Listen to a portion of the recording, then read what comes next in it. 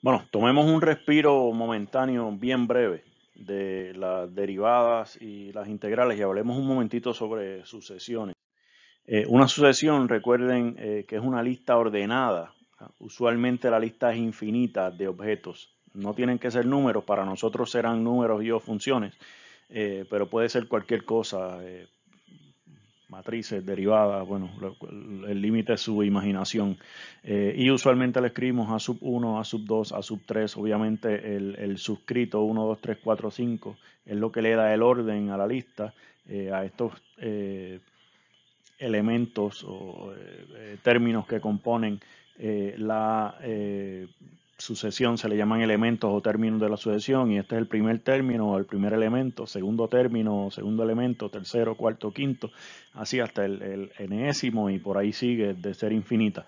Se puede recoger esta notación escribiendo A sub i para i con paréntesis para i desde 1 hasta infinito, o A sub n por acá, ¿verdad? Y si no se le pone suscrito, se, eh, se sobreentiende que la sucesión es infinita. También se le puede poner por acá i mayor o igual a 1, y entonces no tienes que especificar acá infinito, o mayor o igual a el número que sea desde el cual estamos empezando, sea la tercera posición, la quinta, la décima, desde que tenga sentido, ¿verdad? Y aunque no parece que esto sea una función en términos matemáticos, toda sucesión es una función que tiene como dominio el, el conjunto de todos los números naturales, 1, 2, 3, 4, 5, ¿verdad? Y por ahí para arriba, los números enteros positivos, y el campo de valores son todos los números reales. A esta función tú le das la posición y él te devuelve el elemento que está en esa posición. Tú le das el elemento i y él te devuelve a sub i. Ahí, para determinar cuál es el próximo término o cuál es el término general, tenemos que descifrar cuál es el patrón que describe o rige esa sucesión. A veces podemos describir los elementos de una sucesión de un solo golpe con una fórmula cerrada, pero ese no necesariamente siempre es el caso. ¿Sí? Aquí, por ejemplo, nos están dando la fórmula y nos están pidiendo, bueno, les estoy dando cuáles son los términos de la asociación. Aquí tenemos 1 sobre n, que serían los recíprocos de los números enteros positivos, porque estamos empezando en 1 hasta infinito. Fíjense que aquí no estoy diciendo n igual a 1 a infinito, pero como n es la única variable, pues se sobreentiende que estamos hablando de n. Así que tengo por aquí los recíprocos de los enteros positivos y empezamos con n igual a 1. Así que tenemos 1 sobre 1, que es 1, 1 sobre 2, 1 sobre 3, 1 sobre 4, 1 sobre 5, 1 sobre 6, y así por el estilo. Estos tres puntitos que están acá en matemáticas se conocen como una elipsis, y lo que significa es que el patrón continúa, lo que sea que estamos haciendo continúa con el mismo patrón con el que llevaba. Quiere decir que aquí, si nosotros ya sabemos, si no nos hubiesen dado la fórmula, sabemos que lo que están aquí son los recíprocos de los números enteros positivos. Acá, por ejemplo, tenemos 1 sobre 10 a la n para n igual a 1 hasta infinito. También esto es una sucesión infinita, y fíjense que empezamos con n igual a 1, así que tenemos 1 sobre 10 a la 1, que es 1 sobre 10, 1 sobre 10 al cuadrado en la segunda posición, que es 1 sobre 100 o una centésima, una milésima, 1 sobre 10 al cubo, una 10 milésima, una 100 mil milésima, una millonésima, y por ahí seguimos hasta infinito. Por acá, fíjense que acá no estamos empezando en n igual a 1, porque para n igual a 1 esto no tendría sentido, porque tendríamos 3 por 1, que sería 3 menos 7 es menos negativo 3, y eso no tiene sentido, ¿verdad? Perdón, negativo 4, y eso no tiene sentido. Para n igual a 2 tendríamos 3 por 2, 6, menos 7 es negativo 1, que tampoco tiene sentido, porque la raíz cuadrada de negativo 1 no es un número real. Para n igual a 3, fíjense que ya tenemos 3 por 3, 9, menos 7, 2, y tenemos raíz cuadrada de 2, 1 sobre raíz cuadrada de 2. Para n igual a 4 tenemos 1 sobre raíz de 5. Para n igual a 5 tenemos 1 sobre raíz de 8. Para n igual a 6 tenemos 1 sobre raíz de 11. Para n igual a 7 sería 1 sobre raíz de 14, y por ahí seguimos, ¿sí? Por acá tenemos otro ejemplo, seno de n pi medios para n igual a 1 a infinito. Así que vamos por aquí, seno de pi medio, 1 por pi entre 2. Acá tenemos seno de 2 pi entre 2, que es seno de pi. Acá tenemos seno de 3 pi entre 2, seno de 4 pi entre 2, que es 2 pi. Seno de 5 pi entre 2, seno de 6 pi entre 2, que es 3 pi, seno de 7 pi entre 2, pero si se fijan, todos estos valores los conocemos de memoria, los debemos conocer. Seno de pi medio es 1, seno de pi es 0, seno de 3 pi medio es menos 1, seno de 2 pi es 0, seno de 5 pi medios es 0, es negativo 1, seno de 3 pi es 0, seno de 7 pi medio es 1, y así seguimos ad infinitum. Y se fijan, lo que tenemos aquí repitiéndose es 1, 0, menos 1, 0, 1, 0, menos 1, 0, todos estos valores donde, si se fijan, aquí lo que tenemos son los donde el ángulo coincide con los cuadrantes, pi medio, pi, 3 pi medio, 2 pi, 5 pi medios, 3 pi, 7 pi medio, etcétera. Y ahí en esos valores, por supuesto, seno tiene valor de 1, 0, negativo 1 o 0 nuevamente.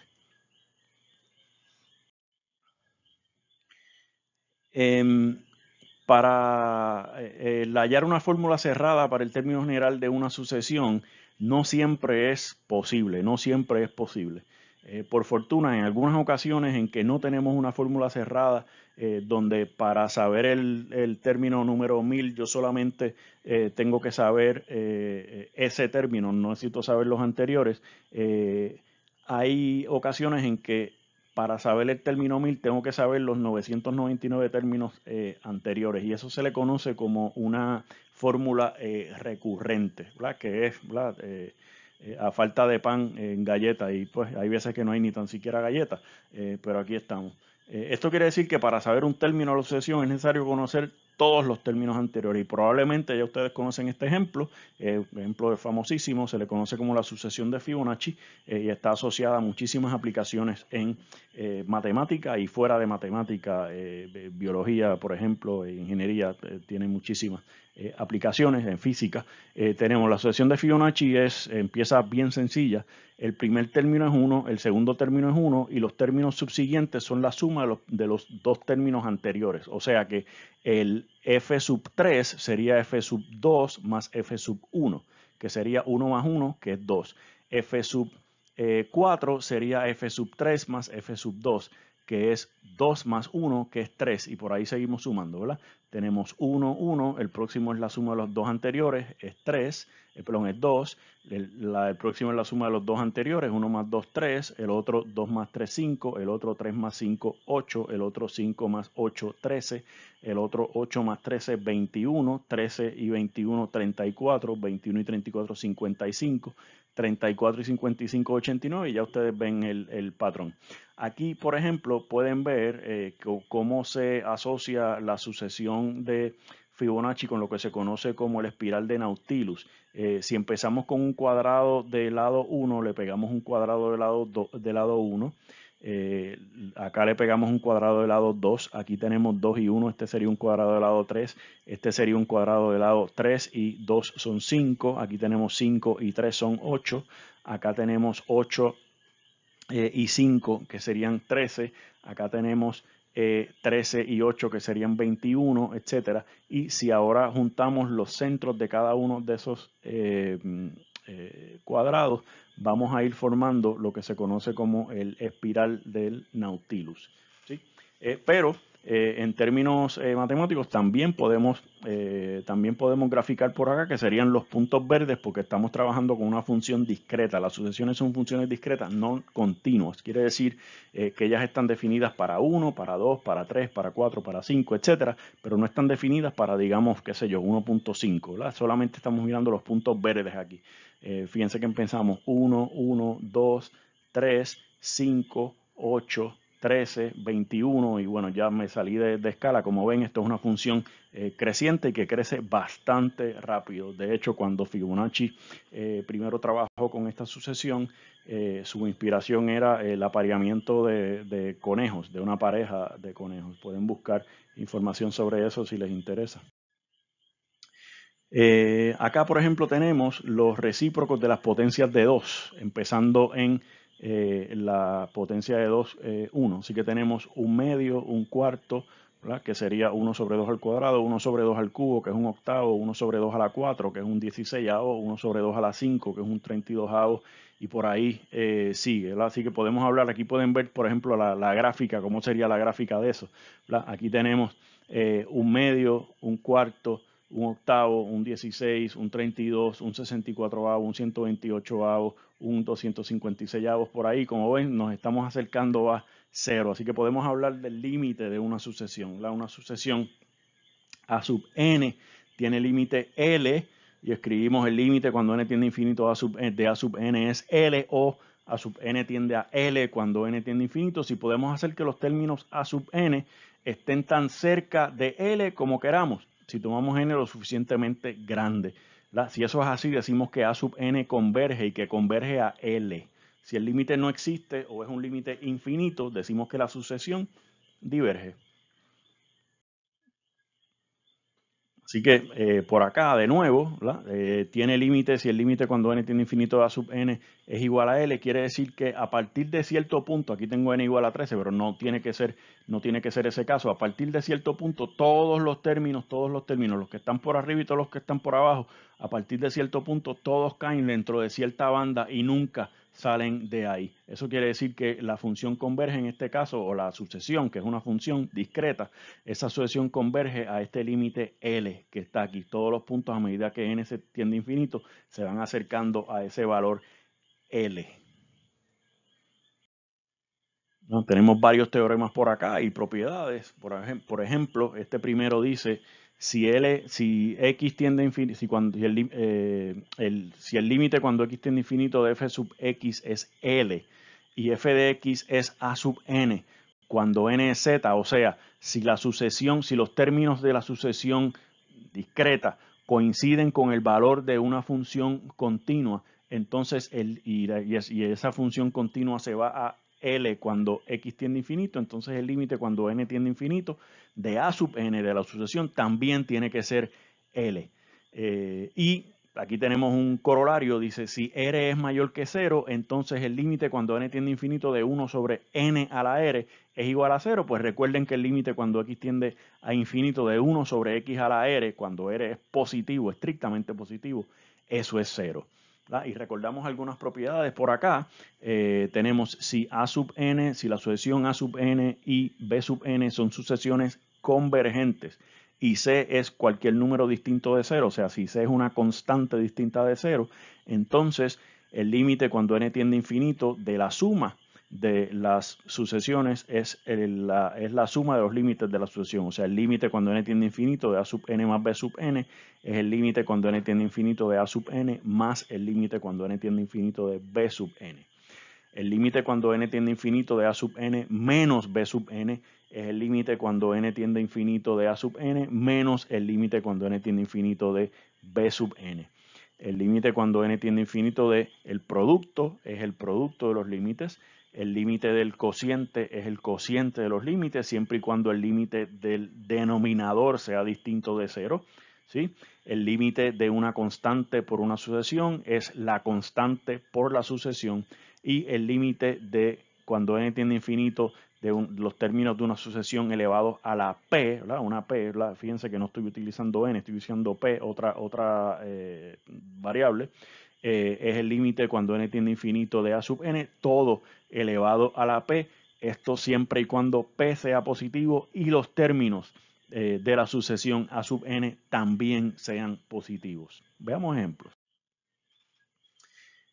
Antes de ejemplos, veamos el teorema del sándwich acá para las sucesiones. Si tengo una sucesión b sub n que está pillada entre los términos de la sucesión a sub n y c sub n, para todo n mayor o igual a n0, o sea, a partir de cierto momento todos los términos de b sub n están entre los términos de a y los términos de c, y el límite cuando n tiende a infinito de a sub n y el límite cuando n tiende a infinito de c sub n tienden a ese límite común L, entonces a B, que está en el medio, no le queda otra opción que también irse a L en el límite. Y tenemos por acá una proposición, y es que si el límite cuando n tiende a infinito del valor absoluto de a sub n se va a 0, entonces el límite de los términos individuales también tiene que irse a 0. O sea, Si se van a cero los términos en valor absoluto, tienen que irse a cero los términos sin el valor absoluto. Un ejemplo de esto es, por ejemplo, si quieren ver el límite cuando n tiende a infinito de negativo 1 a la n sobre n, si miran eso en valor absoluto sería 1 sobre n y sabemos que 1 sobre n se va a 0, así que el límite cuando n tiende a infinito de negativo 1 a la n sobre n también tiene que irse a 0. Y acá abajo tenemos un ejemplo donde podemos utilizar el teorema del sándwich que está acá arriba para resolver. Dice, demuestre que el límite cuando n tiende a infinito de coseno de n sobre n es igual a 0. Y nosotros sabemos que coseno de n siempre está entre negativo 1 y 1, ¿sí? No importa cuál sea el valor de n, y por lo tanto, si dividimos por n, recuerden que n es mayor o igual a 1, estamos trabajando con n positivo entero, por lo tanto no tengo que preocuparme por las desigualdades. Y si miramos el límite, estamos utilizando directamente el teorema del sándwich de arriba. Tenemos el límite entonces cuando n tiende a infinito de negativo 1 sobre n, tiene que ser menor o igual al límite cuando n tiende a infinito de coseno de n sobre n, que a su vez es menor o igual al límite cuando n tiende a infinito de 1 sobre n. Pero los límites de los extremos son el límite cuando n tiende a infinito de 1 sobre n, y sabemos que el límite cuando x tiende a infinito de 1 sobre x tiende a 0, por lo tanto, por el teorema de la laminilla anterior, el límite cuando n tiende a infinito de 1 sobre x también es 0.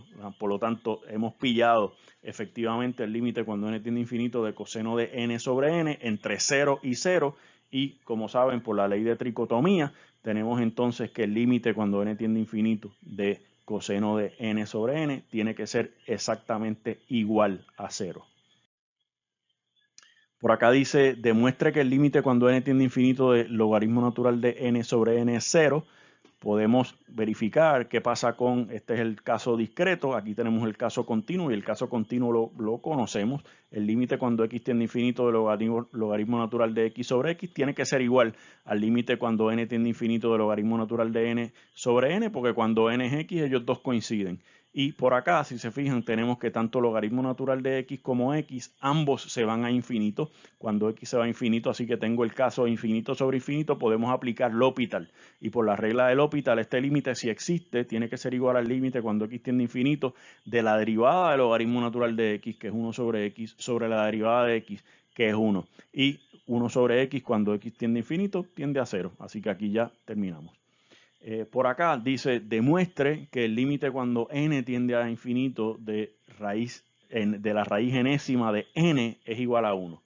Pues nosotros sabemos de nuevo que el límite cuando n tiende a infinito de la raíz enésima de n tiene que ser igual al límite cuando x tiende a infinito de la raíz x de x, en el caso continuo.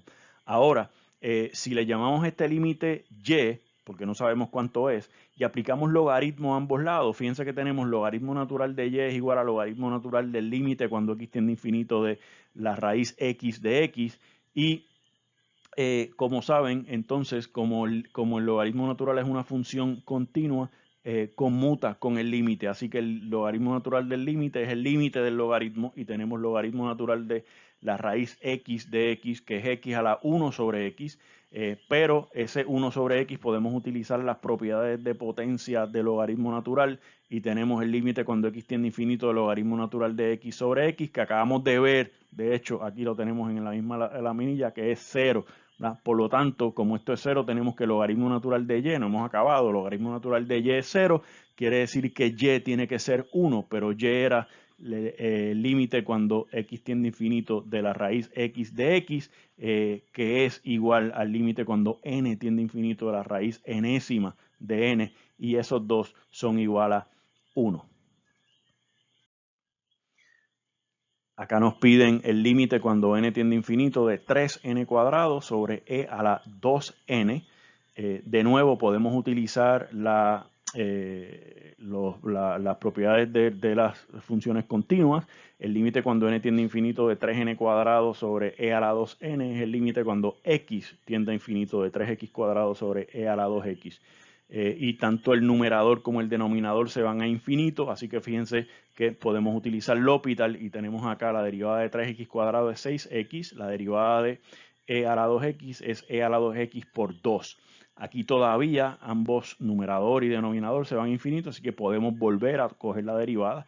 La derivada de 6x es 6, la derivada de 2e a la 2x es 4e a la 2x y ahora el numerador se queda en 6, pero esto sigue yéndose a infinito, así que este límite es 0. Aquí tenemos varias definiciones. La sucesión a sub n es creciente si cada término de la sucesión, cada término subsiguiente en la sucesión es mayor o igual que el término anterior. Y es decreciente si cada término en la sucesión, cada término subsiguiente en la sucesión es menor que el término anterior en la sucesión. Se dice que una sucesión es monótona si es creciente o si es decreciente. Y se dice que es acotada si existe un número tal que el valor absoluto de la sucesión es menor o igual a m para todo n. Esta cota se conoce como una cota superior. En el caso de la cota inferior tendríamos c sub n menor o igual a alguna constante, ¿sí? Entonces estaría acotada por abajo. En el caso particular de las funciones monótonas, tenemos este teorema que se conoce como la propiedad de sucesiones monótonas acotadas. Y lo que dice es que toda sucesión infinita monótona acotada converge. Toda sucesión infinita monótona acotada converge. Quiere decir que si tengo una sucesión que primero que nada es infinita, segundo es monótona, o sea, es creciente o decreciente, y es acotada, o sea, tiene una cota superior o una cota inferior, entonces tiene que converger y converge a la cota que tenga, esa cota ya sea superior o inferior que tenga la función. Y este ejemplo dice, determine si esta sucesión a sub n igual a 2n sobre 1 más n es una sucesión monótona. Y de nuevo, para ser monótona, recordemos que tiene que ser una función una sucesión creciente o una sucesión decreciente. Así que veamos sus primeros términos. Por ejemplo, cuando n es 1, tengo 2 por 1 sobre 1 más 1. Eso es 2 sobre 2. Eso es 1. Cuando n es 2, tengo 2 por 2, 4 sobre 1 más 2, 3. Cuando n es 3, tengo 2 por 3, 6 sobre 1 más 3, 4. Cuando n es 4, tengo 2 por 4, 8 sobre 1 más 4, 5 y por ahí seguimos. Así que si se fijan, aquí tengo 1, 4 tercios, que es aproximadamente 1 y 1 tercio. Por acá tengo 6 cuartos, que es 3 medios, que es 1.5. Acá tengo 8 quintos. Acá tengo 10 sextos, que es lo mismo que 5 tercios. Y por ahí sigue. Parece que esto viene subiendo, así que esta debería ser una sucesión creciente. Para ser creciente, el término subsiguiente tiene que ser mayor o igual al término anterior para toda n o a partir de cierto punto. Así que queremos demostrar que a sub n es menor o igual a sub n más 1 para toda n. Pero a sub n es 2n sobre 1 más n. A sub n más 1 es 2 por n más 1 sobre 1 más n más 1. Y vamos a ir simplificando por acá. El lado izquierdo vamos a dejarlo quieto y aquí distribuimos el 2. Tenemos 2n más 2 sobre n más 1 más 1 sería n más 2. Y si yo resto 2n más 2 sobre n más 2 aquí y buscamos el mínimo común denominador, nos queda 2n por n más 2 menos 2n más 2 por n más 1 sobre 1 más n por n más 2 tiene que ser menor o igual a 0.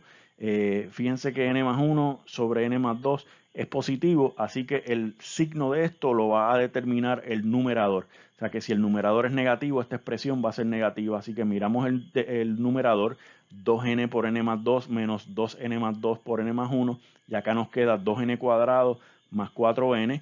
Y aquí nos queda 2n cuadrado más 2n más 2n serían 4n más 2 con el negativo al frente. Así que tenemos 2n cuadrado menos 2n cuadrado, eso se va. 4n menos 4n, eso se va. Y nos queda negativo 2 menor o igual, menor que 0. Como negativo 2 es, de hecho, como un hecho, es menor que 0, pues entonces todo esto, que era un sí y solo sí, todo esto es cierto, incluyendo esta primera parte que fue nuestro punto de partida, que a sub n sea menor o igual a sub n más 1. Por lo tanto, esta es una función monótona porque es una sucesión creciente.